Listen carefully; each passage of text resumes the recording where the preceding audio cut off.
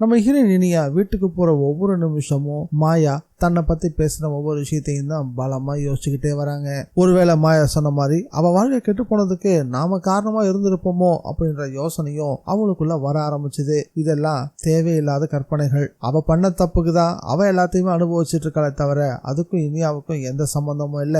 இனியா மாயாவோட வாழ்க்கையை தட்டி பறிக்கவும் இல்ல. இனியாவோட மனசுல தான் ஃப்ரெண்டோட வாழ்க்கை இப்படி ஆயிருச்சு அப்படின்ற ஆதங்கம் தான் இனியாவை இப்படி எல்லாம் நினைக்க வச்சுக்கிட்டு இருக்கு. அவங்க இத பத்தி யோசிச்சுட்டு போற நேரத்துல சரியா கௌரி அம்மா போன் பண்ணி இந்த விஷவள்ளி நான் வீட்டுல எல்லா நேரமா பார்த்து ஒரு திட்டத்தை போட்டு அவங்க அண்ணனையும் சம்மதிக்க வச்சு யாழினிய ஹாஸ்பிட்டல் கூட்டிட்டு போக வச்சுட்டா. அவ எதுக்காக கூட்டிட்டு போயிருப்பான்னு உனக்கு நல்லாவே தெரியும் தானே. அவ மட்டும் உண்மையை கண்டுபிடிச்சிட்டானா அவ்வளவுதான். யாழினியோட வாழ்க்கை நம்மளோட நிலைமை எல்லாமே மோசமானதா மாறிடும். அந்த மனுஷனை அப்புறம் சமாளிக்கவே முடியாம போயிடும் அப்படின்னு பயப்பட ஆரம்பிச்சுட்டாங்க. இந்த சமயத்துல கூட நம்ம ஹீரோயின் இனியா இந்த அமுதா சித்தி எவ்வளவு பிரில்லியன்டான வேலை பார்த்திருக்காங்க பாத்தீங்களா அப்படின்னு அவங்கள பாராட்டுற மாதிரி தான் பேசிட்டு இருக்காங்க. அந்த ஜென்மத்தை அன்னைக்கே வீட்டை விட்டு துரத்தி இருந்தா இவ்வளவு பிரச்சனைகள் வர்றதுக்கு வாய்ப்பே கிடையாது. அதை பத்தி யோசிங்கன்னா அதை பத்தி யோசிக்க மாட்டேன்றாங்க. அதுக்கு பதிலா அவங்கள பாராட்டிட்டு இருக்காங்க. இதுல கொடுமையான விஷயம் யாழினிக்கு போன் பண்ணி நிலைமை என்னன்னு தெரிஞ்சுக்கலான்னு பார்த்தா அதுக்கும் வாய்ப்பு கொடுக்காம பண்ணிட்டா இந்த விஷவள்ளி.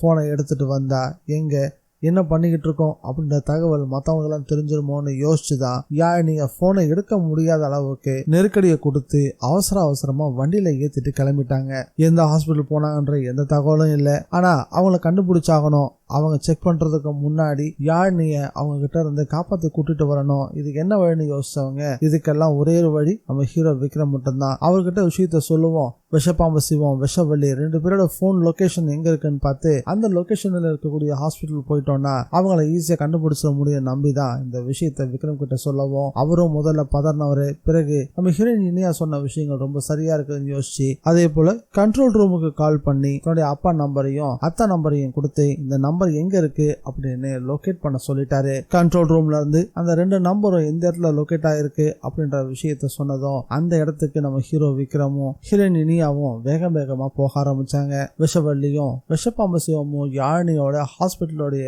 ரிசப்ஷன்ல வெயிட் பண்ணிட்டு இருந்தாங்க. யாழினிக்கு மனசு பூரா பயம்தான் அதிகமா இருந்துச்சு. யாராவது வரமாட்டாங்களா நம்மளை காப்பாத்திர மாட்டாங்களான்னு ஏக்கத்தோட வாசலையே பார்த்துட்டு இருந்தாங்க. ஆனா இது எல்லாத்தையும் விஷவள்ளி கவனிச்சுக்கிட்டே தான் இருந்தா. இந்த யாழினி ஏதோ ஒரு உண்மையை மறைக்கிறா, அத இன்னும் கொஞ்ச நேரத்துல கண்டுபிடிச்சிருவோம். அவ சொல்றது எல்லாமே பொய்ன்னு தெரிஞ்சதுன்னா அதுக்கப்புறம் தானே இருக்கு அப்படின்னு மனசுக்குள்ள கருவவும் ஆரம்பிச்சுட்டா. விஷப்பாம்பு சிவம் ஒரு பக்கம் கடவுளே எனக்கு பேரன் தான் பிறக்கணும் அப்படின்னு மனசுக்குள்ள வேண்டுதலும் பண்ண ஆரம்பிச்சாரு. ஏன்னா அந்த ஆளோட ஆயுசு பிறக்க போற பேர குழந்தையில தான் இருக்கு. பேத்தி பிறந்துட்டா அந்த ஆளுக்கான ஆயுசு நிலைக்காது. விஷப்பாம்பு சிவம் பொறுத்த வரைக்கும் பேரன் பிறக்கிறது அப்படின்றது அந்த ஆளுக்கு அதிர்ஷ்டம் மட்டும் இல்ல உசுரையும் சேர்த்து கொடுக்க போறதுதான். அதுக்காக ரொம்ப ஆர்வமா அந்த ஆள் காத்துக்கிட்டு இருந்தாரு. இன்னொரு பக்கம் நம்ம ஹீரோ விக்ரமும் இனியாவும் அந்த ஹாஸ்பிட்டல் எங்க இருக்குன்னு கண்டுபிடிச்சிட்டு நேரா அந்த ஸ்பாட்டுக்கே வந்து சேர்ந்தாங்க.